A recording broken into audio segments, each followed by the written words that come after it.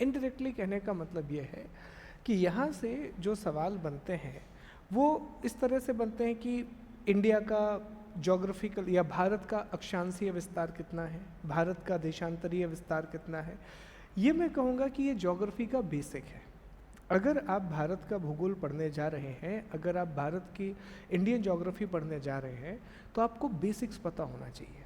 Basic का मतलब क्या कि इंडिया का एक्सपेंशन कितना है, एरिया कितना है, जनसंख्या कितनी है, ये सारी बातें हमें पता होनी चाहिए। तो ये टॉपिक जो हम आने एक सप्ताह चलेगा ये टॉपिक, इसमें आप सिर्फ अपना बेस बनाओगे, एक बहुत अच्छी फाउंडेशन तैयार करोगे। यहाँ से हमारी आंसर राइटिंग भी शुरू हो जाएगी और जो MCQ है वो भी शुरू हो जाएगा। ठीक है, MCQ आप जानते हैं कि हर क्लास के बाद आपको क्विज़ मिलेगा, जो कि लेक्चर के साथ ही जब आप देखेंगे एप्लीकेशन पर जा कर के, तो वहाँ लेक्चर के साथ आपको क्विज़ भी मिल जाएगा। अंडरस्टूड? चलो, तो सबसे पहले आप हेडिंग लगा लीजिए, भारत की सामान्य जानकारी। ये हमारा पहला चैप्टर होगा, general information of India. General information of India. ठीक है, कोशिश ये करना कि नोट्स बहुत अच्छे से बनाओ। मैं बहुत अच्छे से आपको नोट्स बनवाऊंगा, डिक्टेट करवाऊंगा।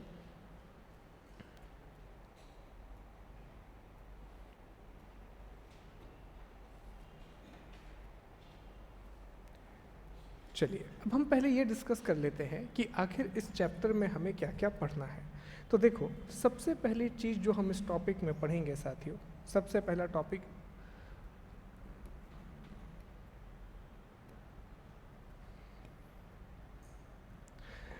सबसे पहला टॉपिक जो यहाँ हम डिस्कस करेंगे, इसमें हम चर्चा करेंगे भारत के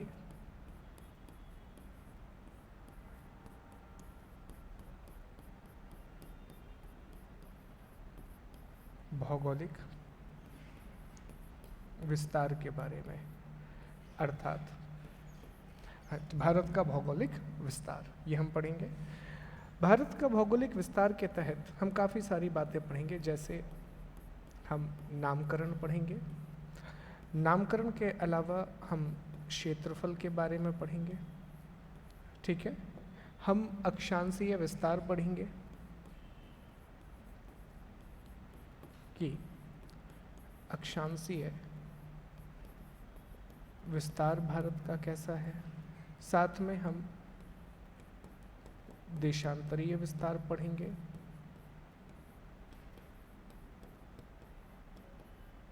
और यहीं पर हम समय क्षेत्र के बारे में पढ़ेंगे। ठीक है, ये हमारा पहला टॉपिक होगा। इसके बाद हमारा दूसरा टॉपिक आएगा, सेकंड टॉपिक। ये लिखते जाना साथ में, ये हम पहले ये बना लें कि आखिर चैप्टर में हम क्या क्या पढ़ने वाले हैं, तो इजी हो जाता है। इसके बाद हम भारत के राज्य व केंद्र शासित प्रदेश पढ़ेंगे। भारत के राज्य व केंद्र शासित प्रदेश, states and union territories of India, हम इसके बारे में पढ़ेंगे। ठीक, फिर तीसरे टॉपिक में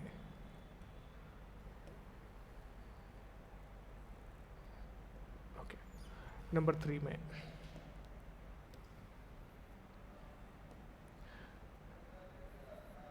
मैं ऊपर कर दूंगा इसे, नंबर 3 हम भारत की स्थलीय सीमा के बारे में पढ़ेंगे। और यहीं पर हम अलग अलग देशों के साथ जो हमारे बाउंड्रीज हैं उनके बारे में चर्चा करेंगे, जैसे बांग्लादेश, ओके, उसके बाद चीन, फिर पाकिस्तान के साथ क्या क्या इशू हैं, किस तरह की बाउंड्री हम शेयर करते हैं।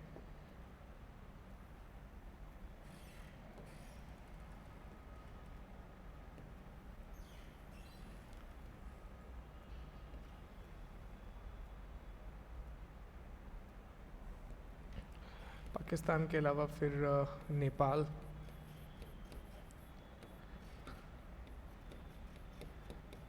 म्यांमार, भूटान, अफगानिस्तान।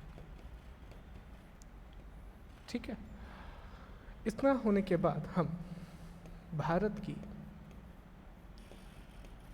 जलीय सीमा पढ़ेंगे।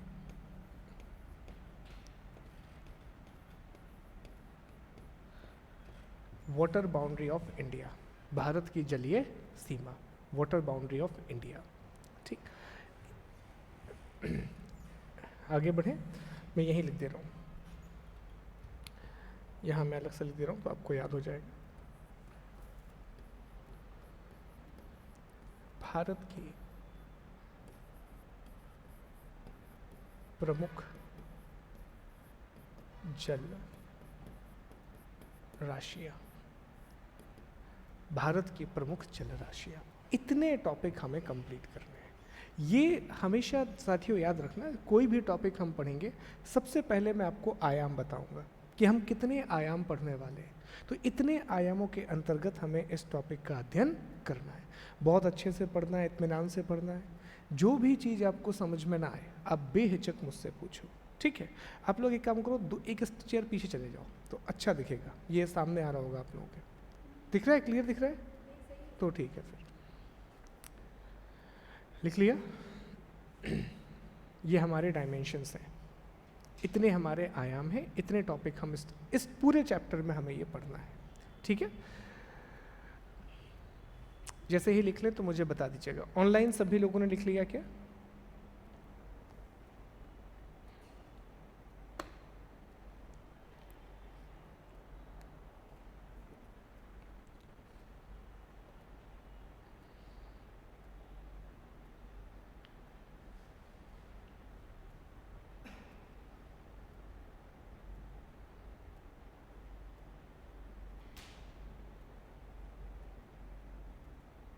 कुछ काम है?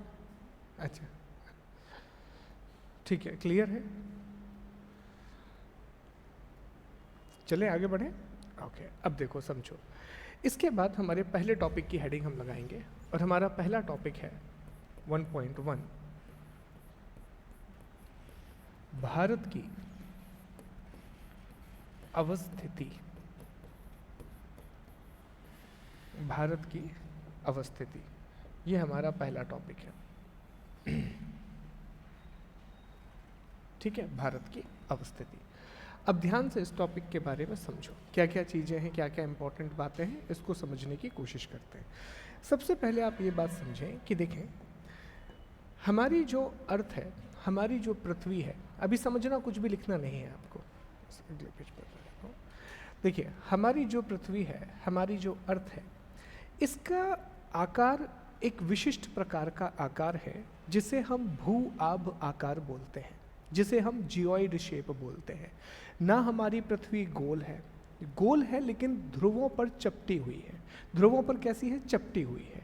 तो पृथ्वी का अपना एक अलग आकार है और इस आकार को हम जियोइड या भू आभ के नाम से जानते हैं, ठीक है। अब हमारी पृथ्वी के अध्ययन को आसान बनाने के लिए हमने क्या किया है कि पृथ्वी पर बीच में एक इस तरह से क्षैतिज रेखा खींची है। इस तरह से हमने पृथ्वी के बीच में क्या खींची है? एक क्षैतिज रेखा खींची है और इसे हम कहते हैं 0 डिग्री का अक्षांश। क्या बोलते हैं साथियों? इसे हम बोलते चलना, क्या बोलते हैं? 0 डिग्री का अक्षांश। अभी अक्षांश और देशांतर क्या होता है मैं आपको पढ़ाऊंगा। फिलहाल आप ये समझो कि सर, हमारी अर्थ के बीचों बीच में एक क्षैतिज रेखा खींची हुई है और इस क्षैतिज रेखा को हम क्या बोलते हैं? अक्षांश, 0 डिग्री का अक्षांश। अब ये क्या करती है? हमारी अर्थ को 2 बराबर भागों में बांटती है। हमारी पृथ्वी को क्या करती है? 2 बराबर भागों में बांटती है। तो इसका एक और नाम दे दिया गया। इसको क्या बोल दिया गया? इसे कहा गया कि ये तो भूमध्य रेखा है। कौन सी रेखा है साथियों? ये तो भूमध्य रेखा है। क्यों? क्योंकि ये पृथ्वी को 2 बराबर भागों में बांट रही है, क्योंकि अर्थ को ये 2 इक्वल पार्ट में डिवाइड कर रही है। बात समझ में आई? तो इसी आधार पर यह कहा गया कि भूमध्य रेखा के ऊपर जो कुछ भी है, इस पूरे हिस्से को कहा गया कि ये उत्तरी गोलार्ध है। कौन सा गोलार्ध है? उत्तरी गोलार्ध है, और नीचे जो कुछ भी है वो क्या है जी, दक्षिणी गोलार्ध। नीचे जो कुछ भी है वो क्या है, दक्षिणी गोलार्ध। समझ में आया?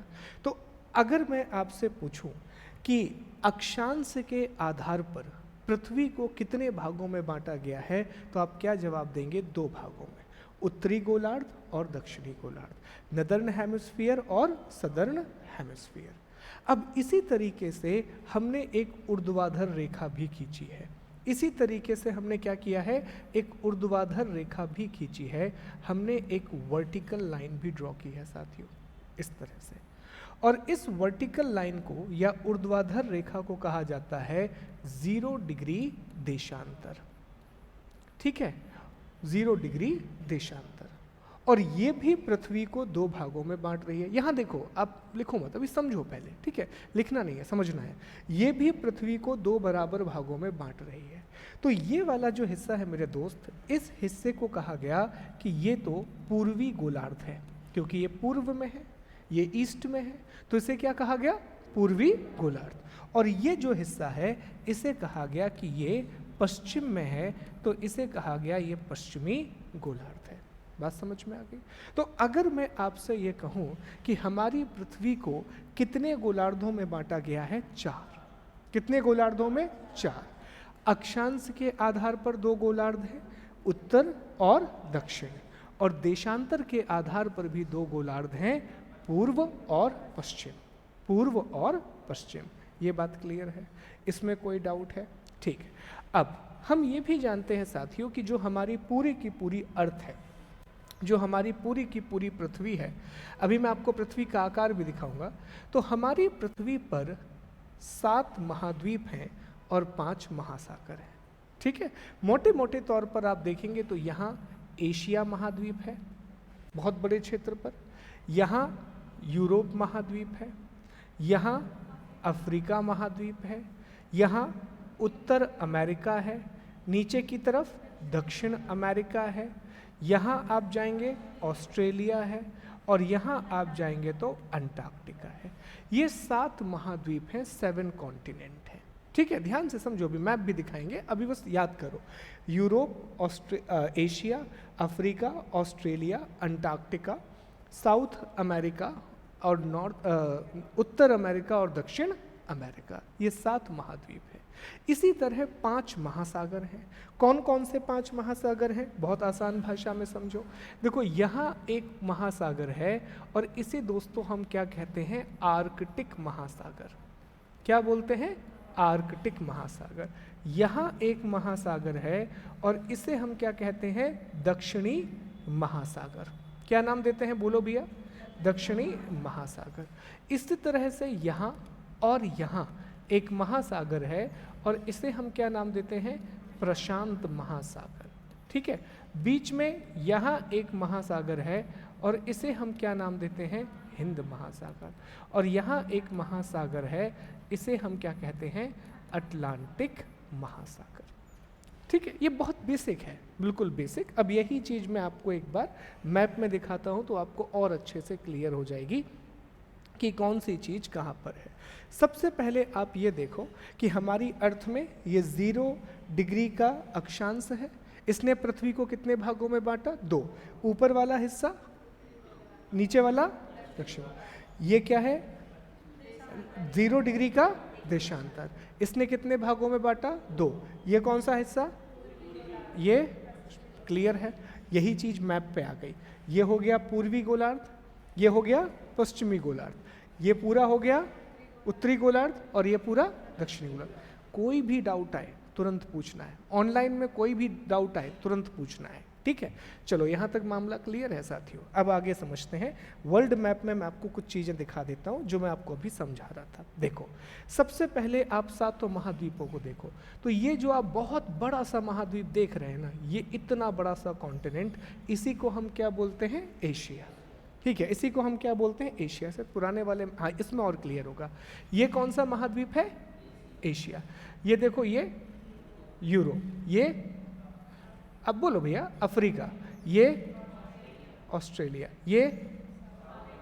ये वाला नॉर्थ अमेरिका, यहाँ पर अंटार्कटिका। कितने महाद्वीप हो गए? 7। देखो बोलते रहना, अगर आप बोलोगे तो मैं भी जागता रहूँगा, आपने नहीं बोला तो मैं क्लास में बिस्तर बिछा के सो जाऊँगा, 7 बजे तक सोऊंगा और घर चला जाऊँगा। ठीक है, देखो बोलने से चीज़ें याद होती हैं। आप भले ही, लोग मुझसे कहते हैं जब मैं बोल बोल के याद कराता हूँ, ऑनलाइन में भी याद कराता हूँ मैं, तो लोग कहते हैं कि सर ये क्या बच्चों जैसे याद करा रहा हो। तो मैं कहता हूँ तुम बच्चे थे ना, तब इसी तरीके से चीज़ें याद करते थे बोल बोल के, और अभी भी वही हमारी साइकोलॉजी है। जो चीज़ आप बोलोगे वो धीरे धीरे आपके दिमाग में याद होती जाएगी। सुनना और बोलना बहुत ज़रूरी है। ऐसा कुछ नहीं होता कि आप पीएससी की तैयारी कर रहे हैं तो बोल के मत पढ़ो, ये कोई रूल थोड़ी ना है। आप किसी की तैयारी करो, हमें जैसे याद होता है हम याद करेंगे, हमें समझ में आता है हम समझेंगे। ठीक है, तो ये सब नहीं सोचना है हमें कि क्या कहेंगे 4 लोग, उनको पढ़ने तो जैसे पढ़ रहे हैं, हम अपने तरीके से पढ़ेंगे। अब यहाँ पर आप महासागर देखो, महासागर में ये जो दोस्तों महासागर है, ये कौन सा है बोलो? आर्कटिक महासागर। कौन सा महासागर है? आर्कटिक महासागर है। ये जो आपको दिख रहा है इसमें है नहीं, इसको दक्षिणी महासागर बोलते हैं। क्या बोलते हैं? दक्षिणी महासागर। इस तरह से यहाँ अटलांटिक महासागर है, ये हिंद महासागर है, और ये प्रशांत महासागर है, पैसिफिक ओशियन है। तो कितने महासागर हो गए? 5 महासागर हो गए और 7 महाद्वीप। यहाँ तक मामला क्लियर है? चलो अब हमारे प्यारे भारत देश के बारे में हम कुछ बातें पढ़ लेते हैं कि सर इन सब में हमारा प्यारा भारत कहाँ आता है। तो ये हमारा भारत है, दिख रहा है आपको? ठीक है, ये हमारा इंडिया है, ये हमारा भारत देश है। अब अगर आप टेक्निकली समझें कि भारत आ कहाँ रहा है, तो इसके लिए सबसे पहले आप ये कह सकते हैं कि सर भारत एशिया महाद्वीप में है। क्या ये बात क्लियर है?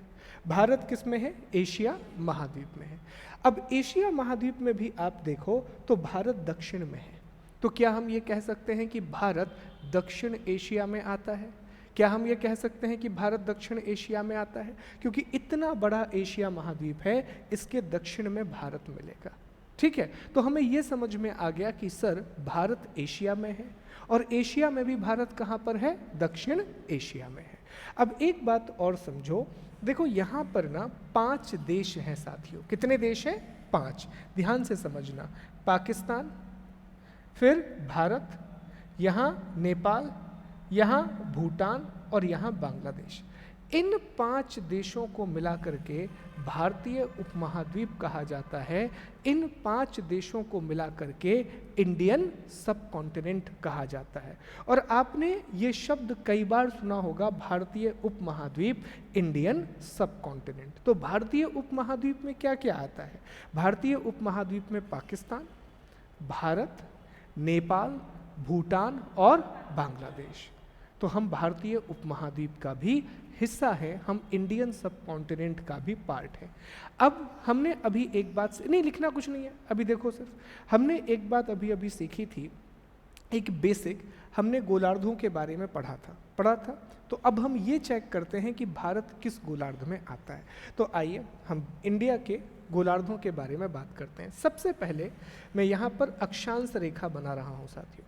सबसे पहले मैं यहाँ पर एक अक्षांश रेखा बना रहा हूँ। कौन सी अक्षांश? 0, ये क्या हो गया? 0 डिग्री की अक्षांश रेखा।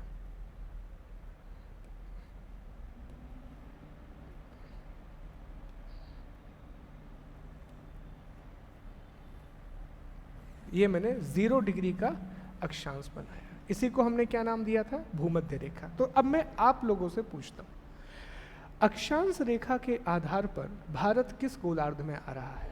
उत्तरी गोलार्ध। क्लियर है? क्या कोई डाउट है? क्या भारत का कोई भी हिस्सा अक्षांश रेखा के नीचे है कि नहीं है? नहीं है, कोई भी हिस्सा नहीं है। और एक इंटरेस्टिंग बात और सुन लो यहीं पर, देखो साथियों, जो भारत यहाँ से यहाँ तक की जो दूरी है ना, वो लगभग 876 किलोमीटर है, 876 किलोमीटर है। तो भूमध्य रेखा से भारत 876 किलोमीटर दूर है। इक्वेटर से इंडिया कितना दूर है? 876 किलोमीटर। ये प्रश्न पूछा गया है कि भारत भूमध्य रेखा से कितना दूर है? 876 किलोमीटर। मामला क्लियर? तो भाई साहब अक्षांश के आधार पर भारत पूरी तरीके से उत्तरी गोलार्ध में आता है। इसी तरह से अब हम देशांतर रेखा बना लेते हैं। ये हमने बना लिया 0 डिग्री की देशांतर रेखा, 0 डिग्री की देशांतर। अब मुझे बताओ देशांतर के हिसाब से भारत किस गोलार्ध में है? आप ही बताओ किस गोलार्ध में? पूर्वी। तो क्या मैं ये कह सकता हूँ कि भारत पूर्ण रूप से उत्तरी और पूर्वी गोलार्ध में आता है? क्या मैं ये कह सकता हूँ भारत पूर्ण रूप से उत्तरी और पूर्वी गोलार्ध में आता है? एक्सप्लेन करना है तो आप ऐसे बोल सकते हैं कि अक्षांश के आधार पर भारत उत्तरी गोलार्ध में आता है और देशांतर के आधार पर भारत पूर्वी गोलार्ध में आता है।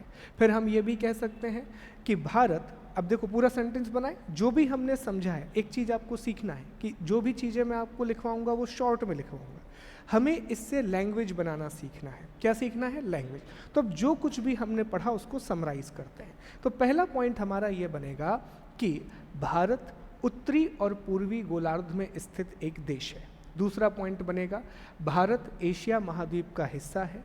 एशिया महाद्वीप के दक्षिण में भारत अवस्थित है। भारत भारतीय उपमहाद्वीप का एक देश है। भारतीय उपमहाद्वीप में पाकिस्तान, भारत, नेपाल, भूटान और बांग्लादेश आते हैं। भूमध्य रेखा से भारत की दूरी 876 किलोमीटर है। पूरी भाषा बना ली हमने। ये आपको भी प्रैक्टिस करना है, क्योंकि लैंग्वेज बनाना जब आप सीख जाओगे ना तो आंसर राइटिंग बहुत इजी हो जाएगी। पूरा मामला समझ में आया? लिख लिया जाए? कुछ लिख लें? चलो तो अब लिख लेते हैं साथियों। अब आप सारी बातें समझ गए हैं तो अब आप ये लिख लो। सर दोनों क्लासेस में ना कुछ मैप डाउनलोड करके अपन डेस्कटॉप पे डाल देंगे, तो हर दिन यूज़ करना पड़ता है। हाँ मैं आज निकाल देता हूँ, इसमें सेव कर दूंगा, है ना? हाँ एक वर्ल्ड का ये वाला जैसे मिल जाए जो मैंने यूज़ किया, क्योंकि ये सही मैप है वर्ल्ड का। ये लिख लीजिए आप, यहाँ से यहाँ तक लिख लो जल्दी से।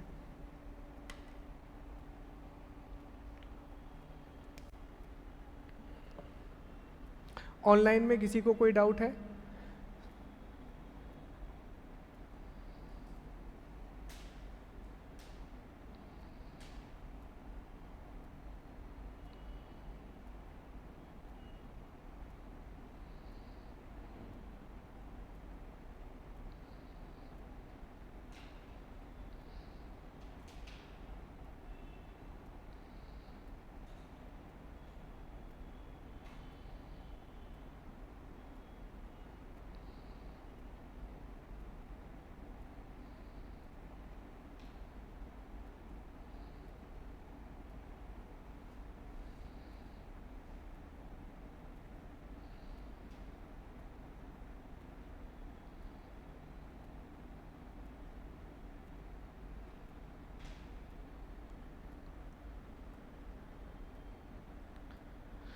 दो से तीन कलर के पेनों का इस्तेमाल करें।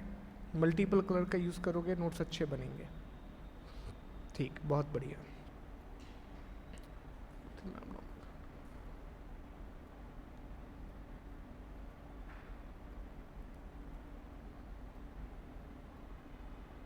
मैं ग्रुप में डाल दूंगा सर, आप इसमें डाल देना।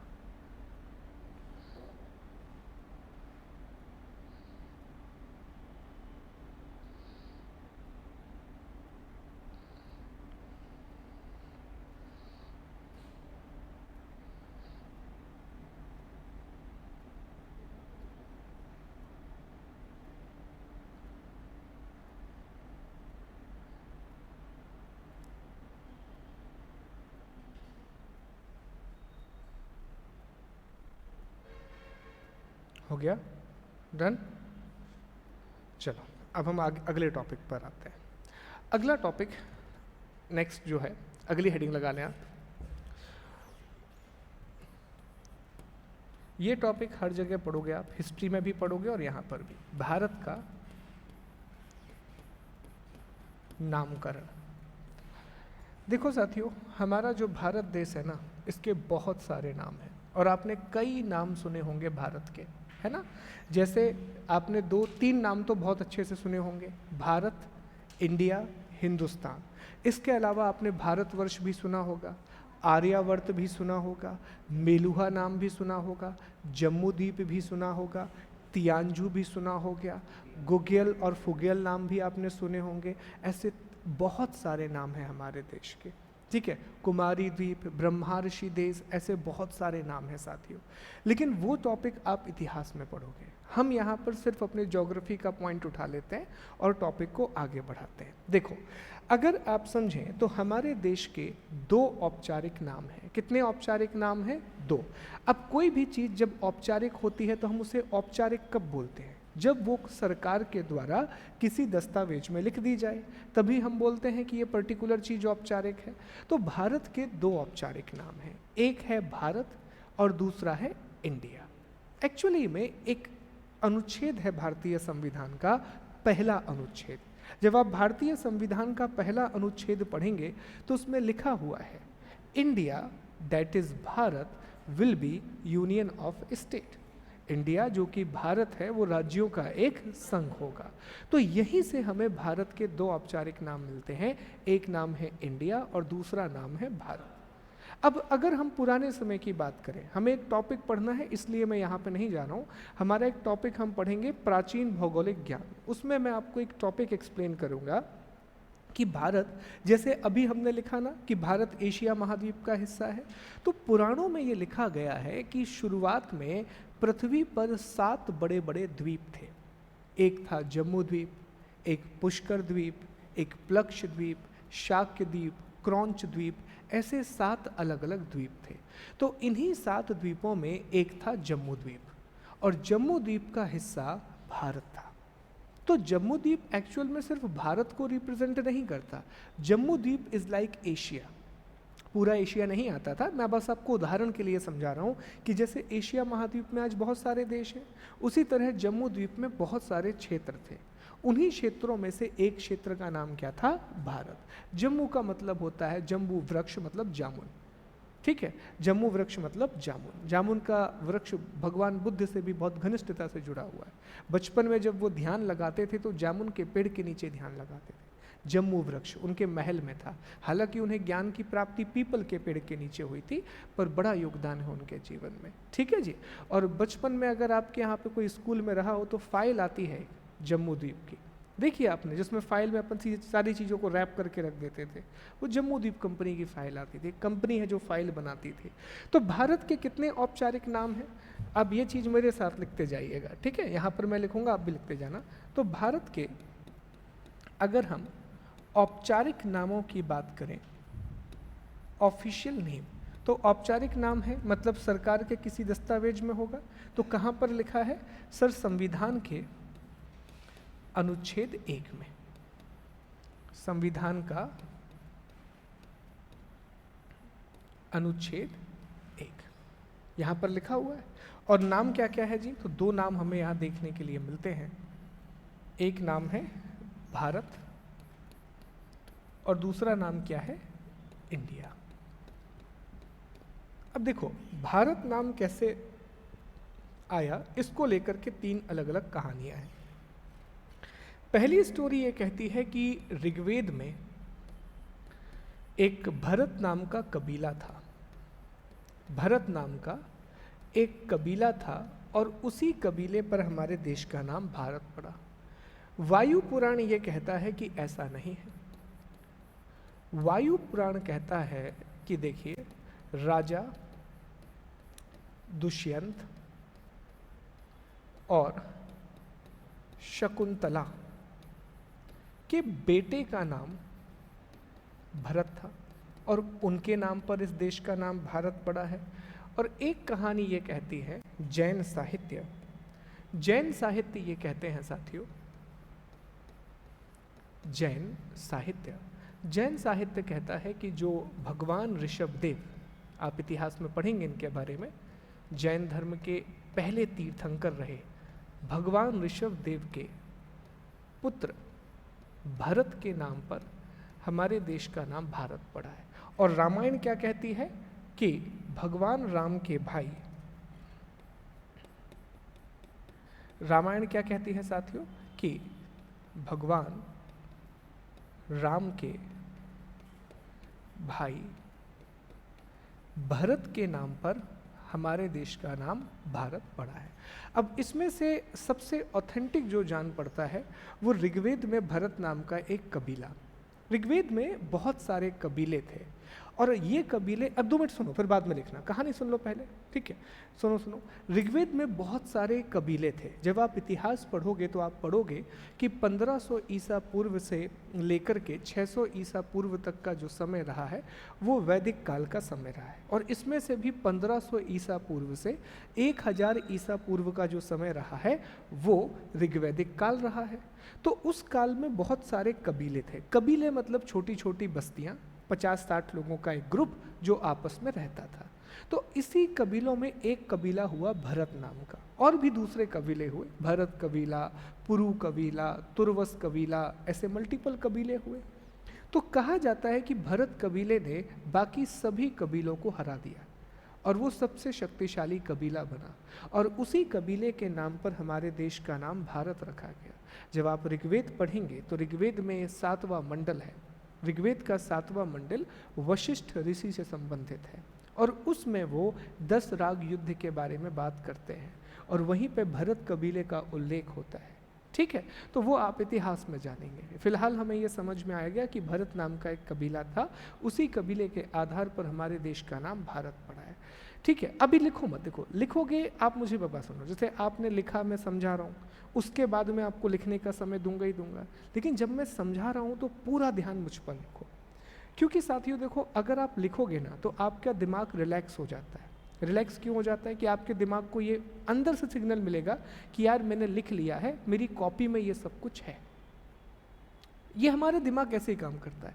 लेकिन अगर मैं आपको लिखने नहीं दूंगा तो आप पूरा फोकस करोगे कि मुझे सर की बात को सुनना है। दूसरा, एक और हैबिट होती है जिसको हम ट्रांस बोलते हैं, ऑनलाइन वाले दोस्त भी सुने। ट्रांस पता है क्या होता है? कई बार आपने देखा ना कि आप कुछ बार ऐसे देखते रहते हो किसी चीज़ को, ठीक है, इस तरह से देखते रहते हो किसी भी चीज़ को, और कई बार आप बात मुझसे कर रहे होते हो लेकिन कहीं और खोए होते हो। इसको हम ट्रांस बोलते हैं। इससे बचना है आपको। क्लास में कभी भी ऐसा हो कि एकदम से आपका ध्यान कहीं और चला जाए, तुरंत वापस लेकर के आना है। नहीं तो बहुत बार ऐसा होगा कि आप मुझे सुन रहे होंगे, आप देख भी रहे होंगे, लेकिन आपके दिमाग में कुछ और चल रहा हो। ये हमारी दिमाग की हैबिट्स है, ये माइंड है हमारा, ऐसे ही काम करता है साथियों, ठीक है। तो इन बातों पर ध्यान रखेंगे। अब दूसरी कहानी हमें डिस्कस करना है कि सर ये जो नाम है इंडिया, ये कैसे आया। तो चलो इसकी कहानी थोड़ी सी सुन लो, फिर हम लिखेंगे। इसकी स्टोरी कुछ ऐसी है दोस्तों कि ये जो पूरा का पूरा इलाका है, तो यहाँ एक नदी बहती है, मानसरोवर झील से एक नदी निकलती है।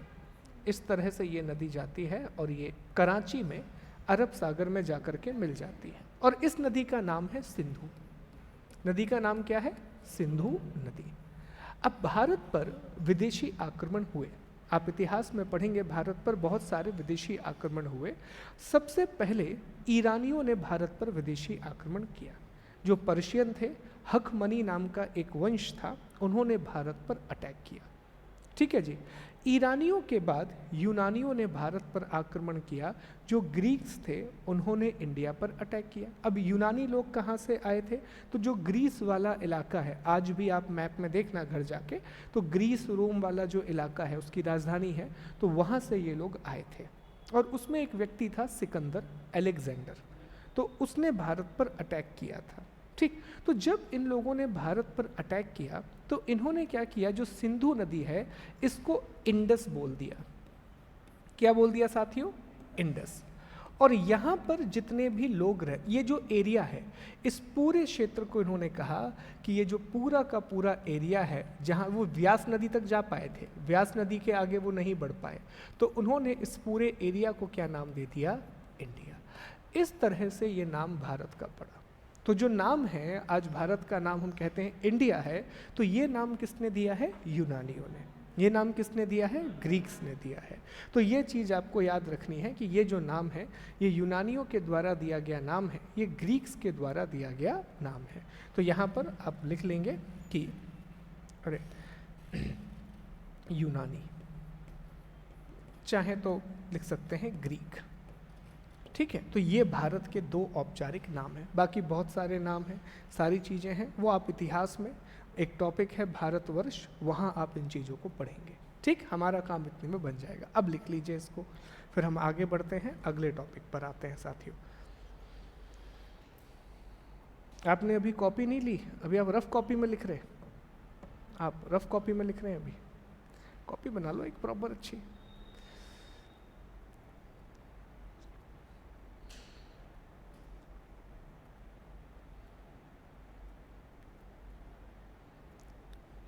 हाँ, यहाँ तक किसी को कोई डाउट है? एक बार बताइए अगर किसी को भी कोई डाउट है तो।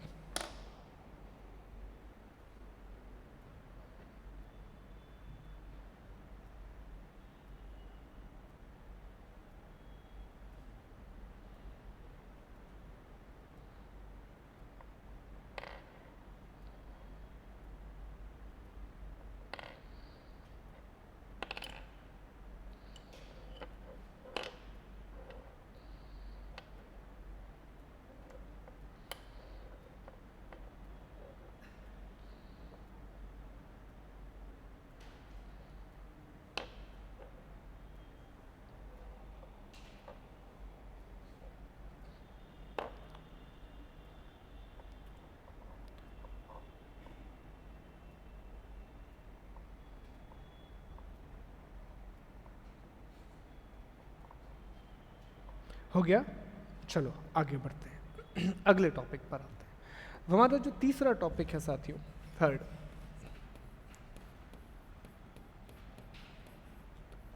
भारत का क्षेत्रफल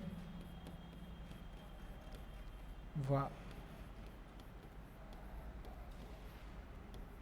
जनसंख्या, area and population of India.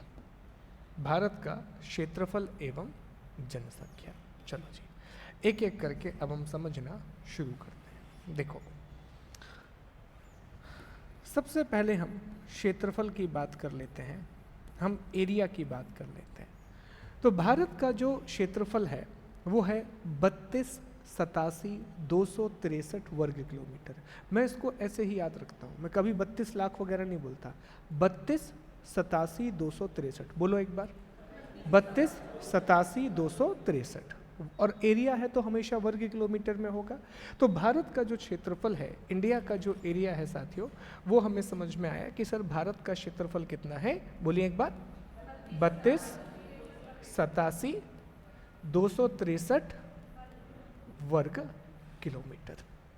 अब पूरी दुनिया में, अभी मत लिखो, अभी समझो पहले, पूरी दुनिया में जितना भी भूभाग है, जितना भी स्थलीय भूभाग पूरी दुनिया में है, उसका सिर्फ 2.4% भारत के पास है। कितना है भारत के पास? पूरी दुनिया का सिर्फ 2.4%। ये इंपॉर्टेंट फैक्ट है, 2.4% विश्व भूभाग। तो विश्व भूभाग का सिर्फ भारत के पास 2.4% है। और यहीं से सारी समस्याएं शुरू होती हैं। कैसे? अब पूरी स्टोरी को समझना। देखो, भारत की जनसंख्या 2011 के हिसाब से 121 करोड़ है।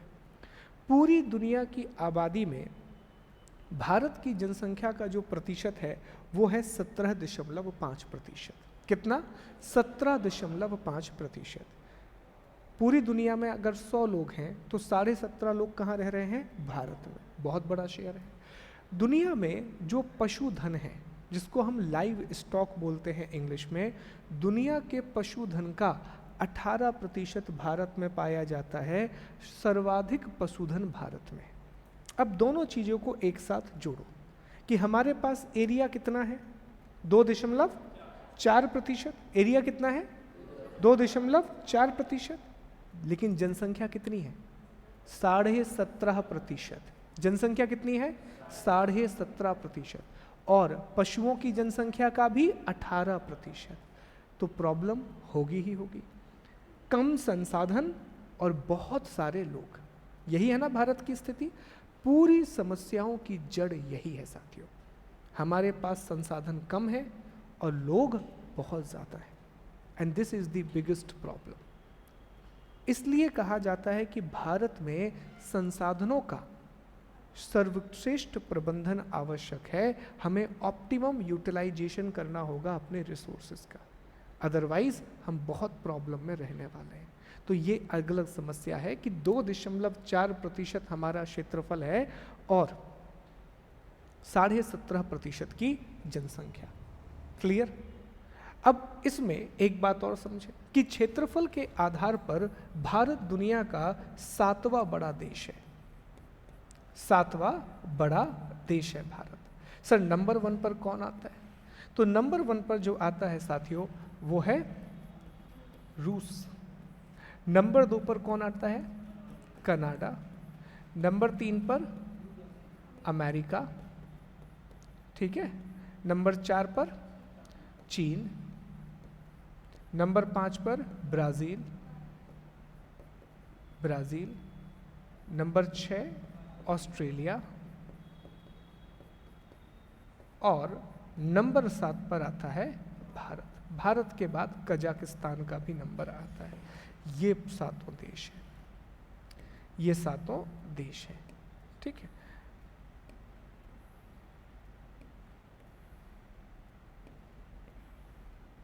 ओके, ये 7 देश हैं। अब एक और बात आप याद रखना कि क्षेत्रफल के आधार पर दुनिया का जो सबसे छोटा देश है वो है वेटिकन सिटी, उसके बाद मोनाको, उसके बाद नॉरू। ये 3 दुनिया के सबसे छोटे देश हैं। मैं यहाँ अलग से इनके नाम लिख दे रहा हूँ तो आपको याद रहेगा कि अगर हम सबसे छोटे देशों की बात करें तो उसमें एक है वेटिकन सिटी, यूरोप में आता है, इटली के अंदर ही है। दूसरा है मोनाको, ये भी यूरोप का ही एक देश है। और तीसरा है नॉरू। ये दुनिया के 3 सबसे छोटे देश हैं, 3 सबसे छोटे देश हैं। चलो, तो क्षेत्रफल के बारे में सारी बातें क्लियर। एक बार समझ लो, भारत का क्षेत्रफल कितना है? 32,87,263 वर्ग किलोमीटर। कौन सा रैंक? 7वां। सबसे बड़ा देश रूस, ठीक है। कितने प्रतिशत है भारत के पास पूरी दुनिया के भूभाग का? पूरी दुनिया के भूभाग का 2.4%, ठीक है। दुनिया का सबसे छोटा देश वेटिकन सिटी, बिल्कुल सही का 0.41 किलोमीटर, ठीक है। चलो अब इतना लिख लो, फिर हम जनसंख्या भी लिख लेते हैं।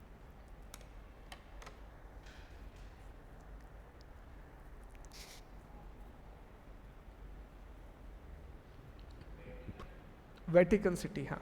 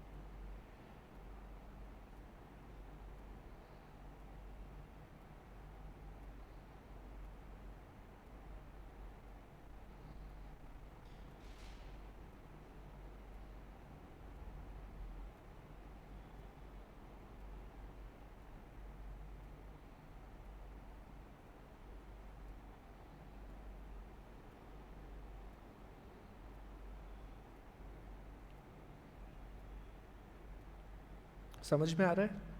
बिल्कुल इसी तरीके से पूरी भूगोल पढ़ेंगे, आसान भाषा में। पहले टॉपिक को समझेंगे, नोट्स बनाएंगे, आगे बढ़ेंगे। हो गया? चलो अब देखो, ये क्षेत्रफल पढ़ लिया। अब क्षेत्रफल के बाद हमें किसकी बात करनी है? जनसंख्या के बारे में पढ़ना है।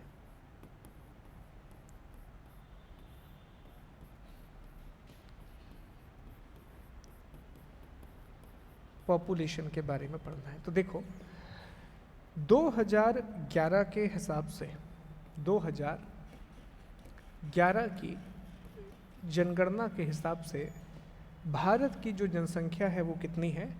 लगभग 121 करोड़। अब भारत की जनसंख्या जो 121 करोड़ है, इस हिसाब से भारत का दूसरा स्थान है दुनिया में। कौन सा स्थान है? दूसरा। नंबर 1 पर कौन? चीन। चीन के बाद भारत। अब लेकिन नया डेटा ये आया है कि हम नंबर 1 हो चुके हैं, लेकिन अभी हमारे पास 2011 का डेटा है, इसलिए हम नंबर 2 ही लिखेंगे। दूसरा, भारत का जनसंख्या में, दुनिया की जनसंख्या में 17.5% भागीदारी है। विश्व की जनसंख्या में 17.5% भागीदारी है, वर्ल्ड के पॉपुलेशन में 17.5% का कंट्रीब्यूशन है। और यही कारण है कि हमारे पास संसाधनों की बहुत समस्या आ जाती है, बहुत प्रॉब्लम आ जाती है रिसोर्सेज की। जनसंख्या के हिसाब से दुनिया के 3 बड़े देशों में चीन, भारत और अमेरिका है। चीन, भारत और अमेरिका, इसके बाद इंडोनेशिया का नंबर आता है।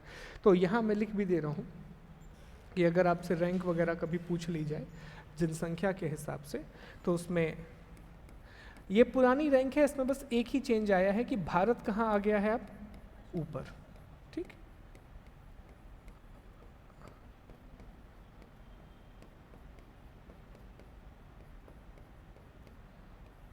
इंडोनेशिया, ये 4 बड़े देश हैं जनसंख्या के हिसाब से। इसके बाद ब्राज़ील है, फिर पाकिस्तान है, पाकिस्तान 6वें नंबर पर आता है।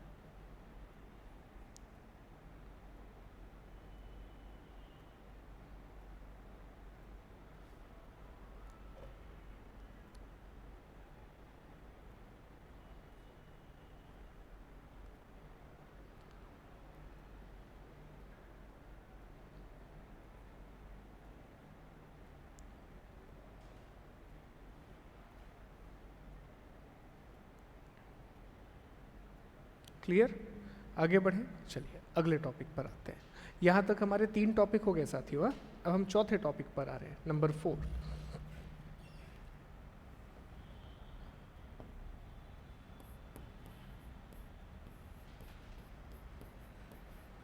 भारत का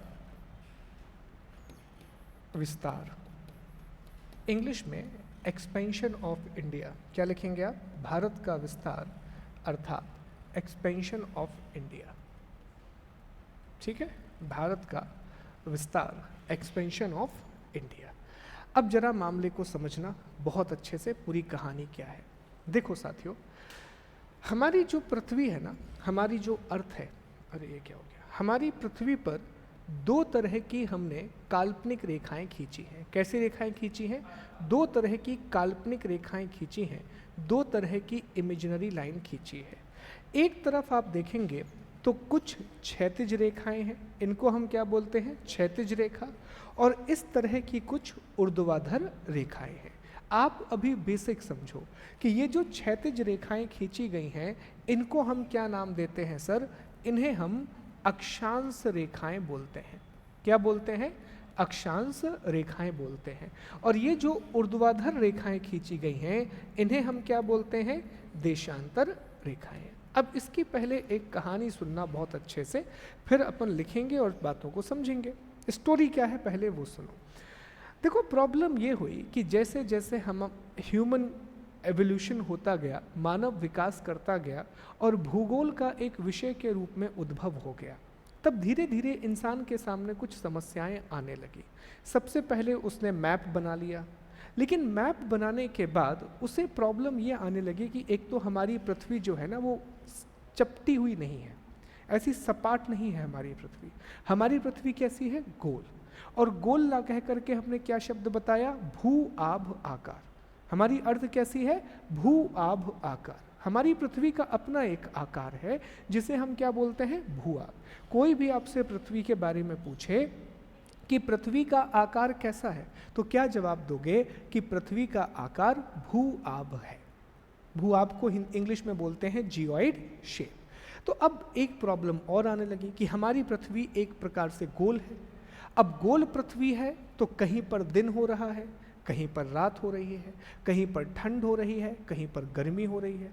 अब किसी भी जगह पर पहुंचना है तो हमें उसकी लोकेशन का भी पता नहीं पड़ रहा है। तो फिर साइंटिस्ट ने इसका सॉल्यूशन निकालना शुरू किया। प्रॉब्लम क्या क्या आई कि बहुत बड़ा आकार है, फिर गोल है, इसकी वजह से हमारी पृथ्वी पर कुछ इलाके में दिन होता है, कुछ जगह पर रात होती है। हर जगह पर समय भी अलग अलग होता है, हर जगह पर जलवायु भी अलग अलग होती है और हर जगह पर लोकेशन भी अलग अलग है। तो आखिर हम इन बातों का पता कैसे लगाएं? तो सबसे पहले एक व्यक्ति आए जिनका नाम था बेहम, मार्टिन बेहम। और मार्टिन बेहम ने पृथ्वी का एक मॉडल बनाया।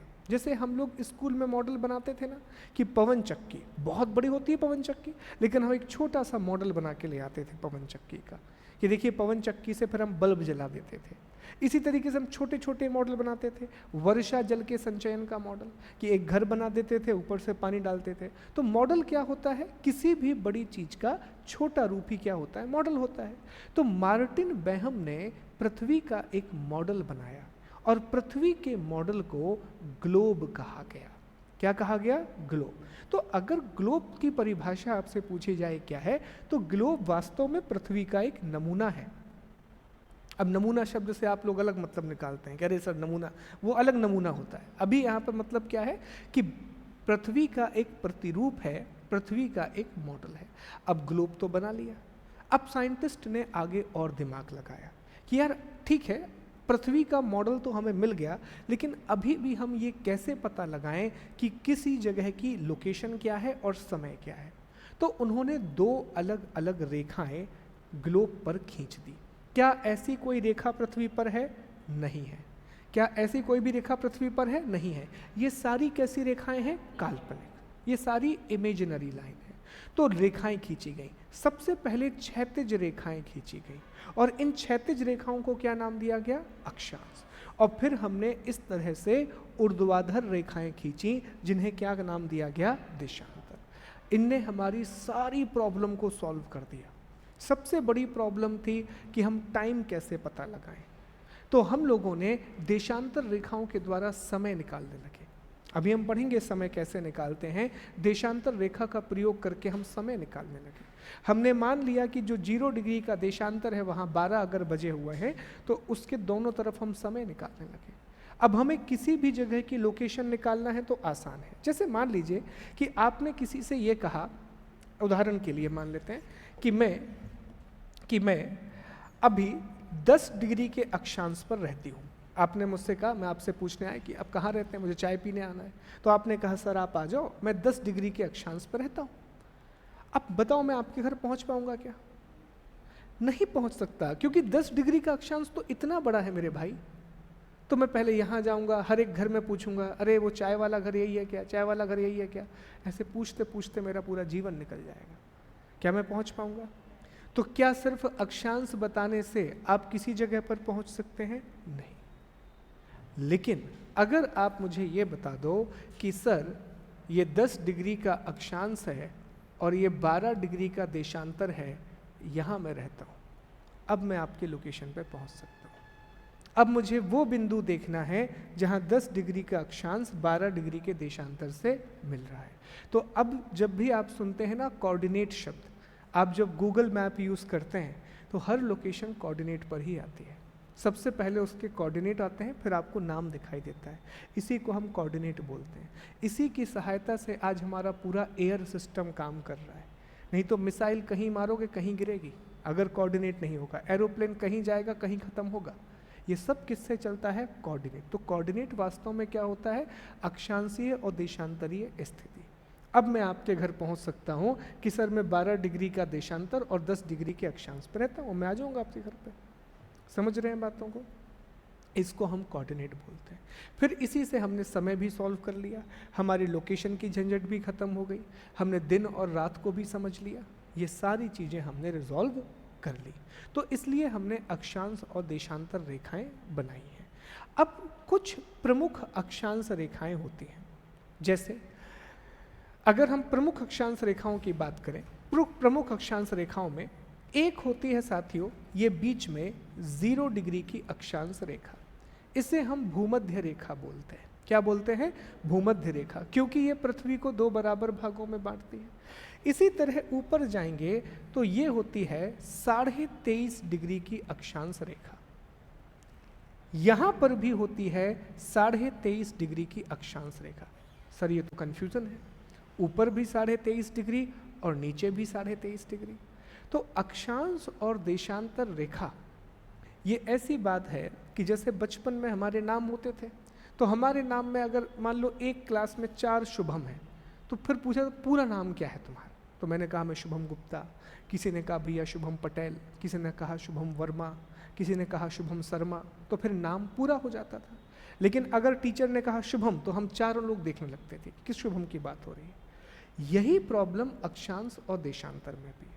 अक्षांश और देशांतर में अगर आपने दिशा नहीं बताई तो मामला आधा है।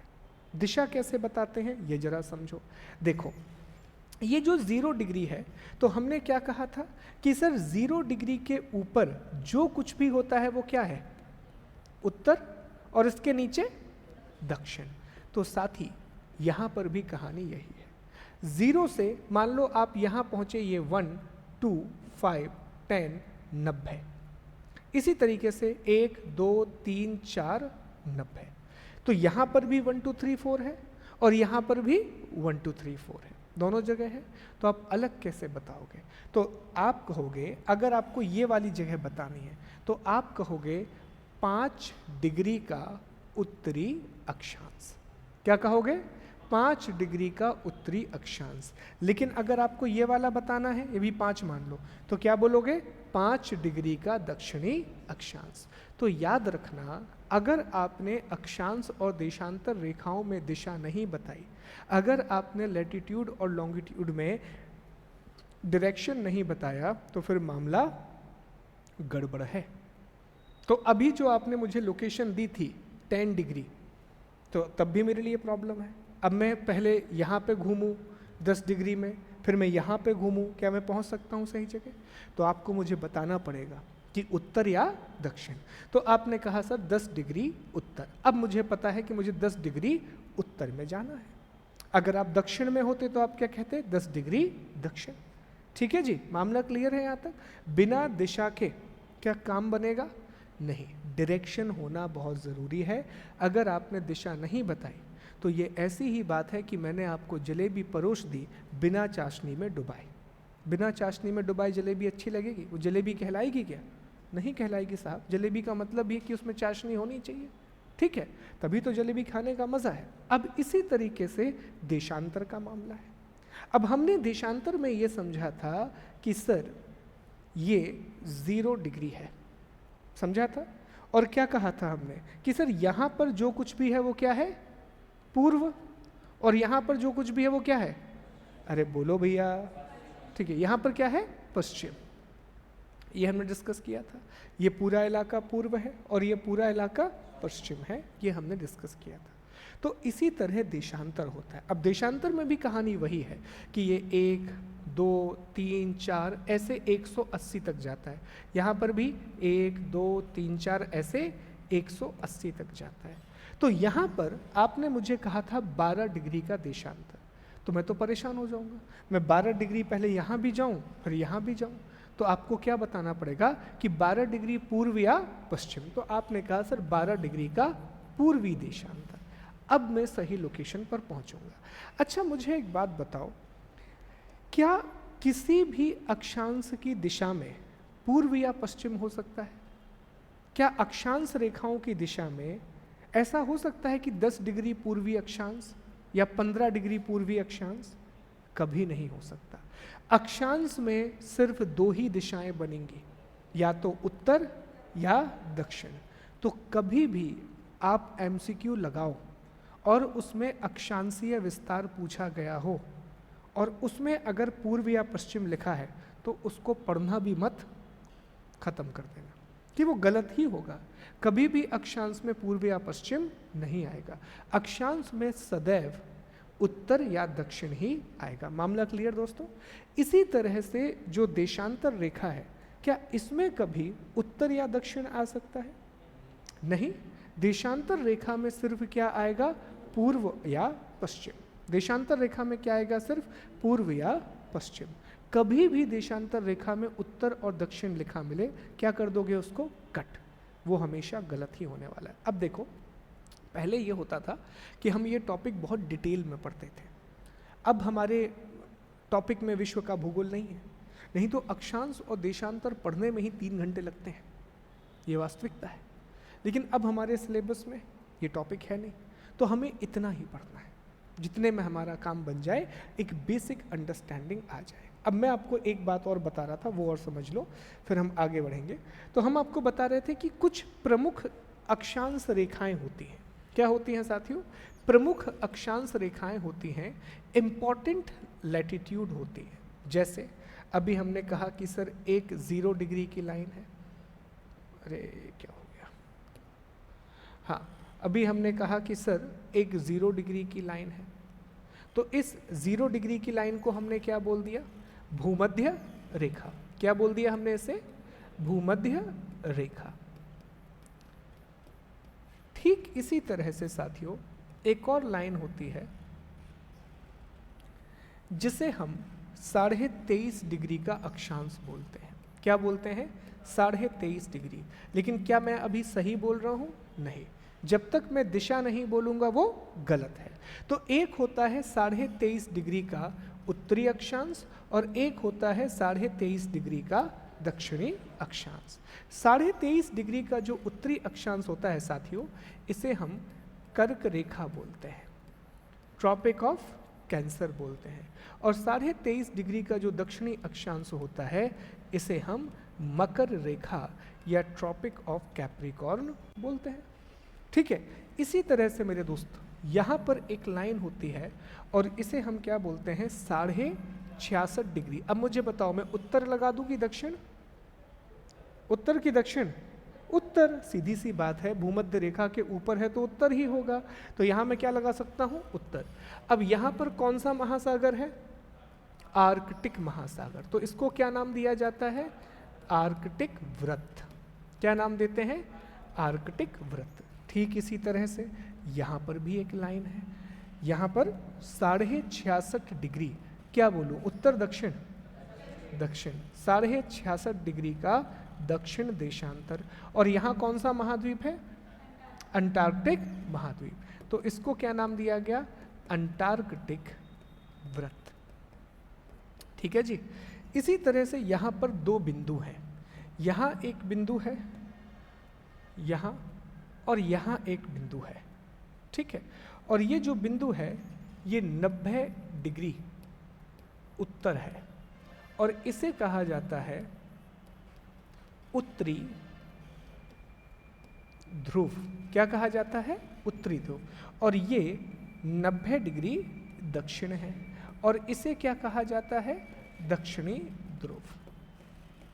इसे क्या कहा जाता है, दक्षिणी ध्रुव। ठीक है जी, क्लियर। उत्तरी एक ही चीज है, देखो गोलार्ध इतना बड़ा है, ध्रुव इसका एक हिस्सा है। ठीक है, ध्रुव इसका एक हिस्सा है। जैसे ये क्लास, ये बिल्डिंग बहुत बड़ी है, ये बिल्डिंग का एक हिस्सा क्या है, हमारी क्लास। क्लियर है मामला, समझ में आ गया। ओके, अब कुछ बातें हम लिख लेते हैं।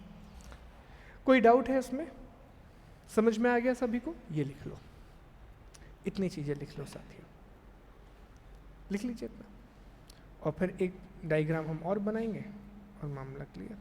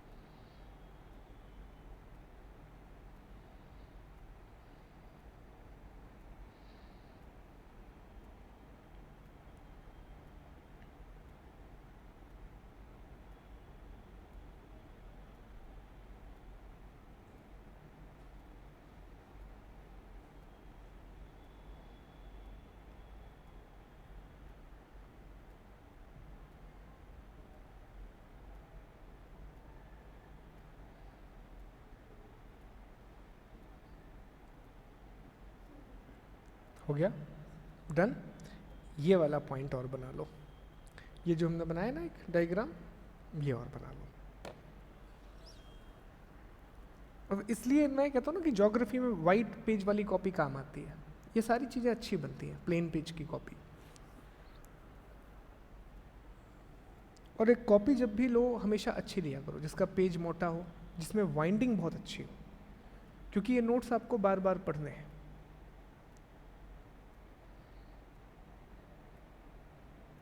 ऑनलाइन वाले भी दोस्त ये समझ लें कि जैसे ही ये क्लास होगी, अगले दिन आपको इसी क्लास में क्विज़ का ऑप्शन मिलेगा, जहां एमसीक्यू मिलेंगे और आंसर राइटिंग हम क्लास में करेंगे। आपको अलग से भी क्वेश्चंस दिए जाएंगे, अभी तो शुरुआत है, लेकिन क्लास में हम आंसर राइटिंग करेंगे। आप भेज सकते हैं टीम को अलग से, वो ऑप्शन आपको दिया जाएगा।